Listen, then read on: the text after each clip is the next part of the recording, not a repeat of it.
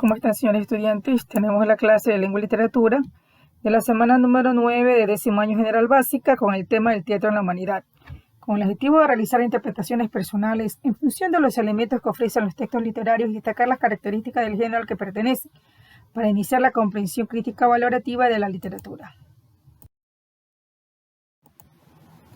El teatro en la humanidad. El teatro ha estado presente en todas las culturas de la humanidad. Su origen se encuentra relacionado con las ceremonias religiosas y con los ritos de caza. En estos ritos se mezclaban los movimientos y la comunicación gestual con la música y la danza. Tenemos el teatro paleolítico. Para darle una fecha al nacimiento del teatro es muy difícil. Realmente pues nos dejan huella en el arte rupestre en grabados de sobre la madera y el hueso. En el neolítico se deja huella de la relación con su entorno. En el teatro egipcio, en 3000 años a.C., igual que los mesopotámicos, realizaron rituales con máscaras, tatuajes, estatuillas y pinturas. Teatro de India, que se dio por el siglo IV a.C., las formas teatrales están escritas en las creencias védicas, que son arcaicas. Este teatro es de carácter ritual y simbólicos con música y danza. El teatro de danza tiene un sentido del ritmo y de la mímica, igual que la verbosidad de las palabras, que son cualidades de sus actores.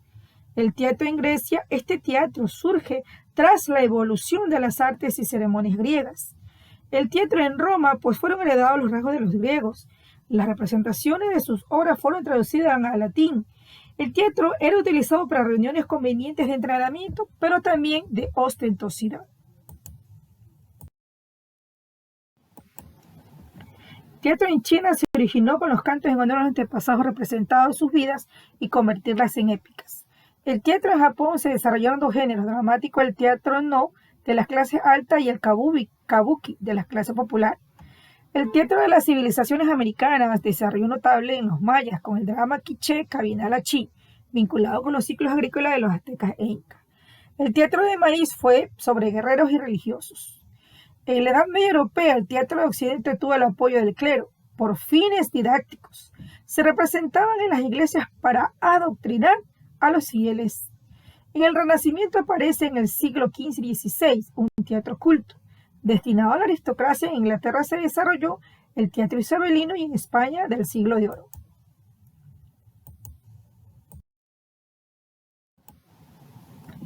El barroco y neoclasicismo durante el siglo XVII y XVIII se dio importancia a la escenografía. La popularidad de la ópera requería varios montajes usados para descender a dioses y diosas, y de nubes portando a cantantes.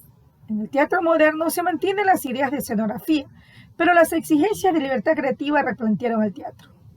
En el siglo XX gana mucho la figura del director. Hay libertad del planteamiento del diálogo de formas tradicionales. Nuevas técnicas dieron una transformación agregando la iluminación. El teatro latinoamericano durante 1960 y 1970 le dio auge mostrando el cambio de época con temas políticos, sociales, mostrando las diferencias económicas y democráticas. El teatro de vanguardia ha estado a la búsqueda de un nuevo y original lenguaje cinematográfico, colocándolo a la vanguardia.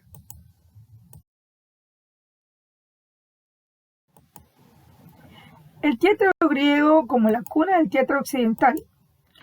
El teatro occidental se desarrolló a partir del teatro griego. Tiene origen religioso y ritual, pues se remonta a los cultos primitivos de Dionisios, divinidad del vino y la fertilidad de la tierra en el siglo IV a.C.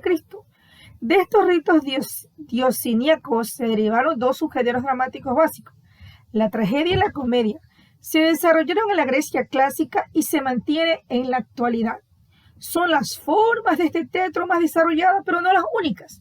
Existen muchos otros subgéneros dramáticos, como por ejemplo los autos, las farsas, la comedia del arte, los entremeses, los misterios, los pasos, las loas, los sainetes, la ópera, la opereta, la zarzuela, etc.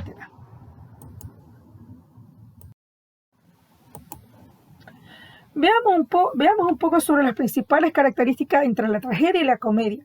Entre temas, finalidad, acción, dramática, personajes, héroes, lenguaje, estructura y autores y obras de teatros griegos. Entre la tragedia, pues son temas que se centran en el destino, la culpa, el castigo divino, crímenes y muertes, o el conflicto entre los individuos de la ciudad. En la comedia, los temas se centran en la crítica social o en forma de parodia. Con la finalidad, pues busca en la tragedia dar un cierto purificador en el público. La catarsis, a través de la identificación con el héroe, se liberan los sentimientos y se purifican los sentimientos negativos del espectador, mientras que la comedia tiene la finalidad de provocar risa mediante la ridiculización, la burla e incluso la ironía. En acción dramática, pues en la tragedia, la acción dramática se basa en el sufrimiento por el conflicto y termina de manera trágica con la muerte del héroe o de sus familiares y amigos. En la comedia, la acción dramática nace como una situación angustiosa que el héroe resuelve al final de la obra. En los personajes de la tragedia hay héroes y dioses. En la comedia, personajes tipificados basados en la realidad del el avaro, el viejo verde, el fanfarrón, es gracioso, se utilizan máscaras para representarlos. En la tragedia, el héroe personifica los valores humanos y ha de enfrentarse a problemas de difícil solución. En la comedia, el personaje cómico, que aunque es débil, termina triunfando gracias a su ingenio. El lenguaje es culto y formal, en la comedia vulgar y obsceno. En la estructura, el prólogo representa los antecedentes de las historias. Parodos son cantos, inicial del coro, episodios, efasismo, y en cambio en la comedia hay prólogos y actos divididos en escenas. Autores de obras hay Esquilino, hay Sófocles, hay Eurípides. En cambio en la comedia está Aristófanes y está Menandro.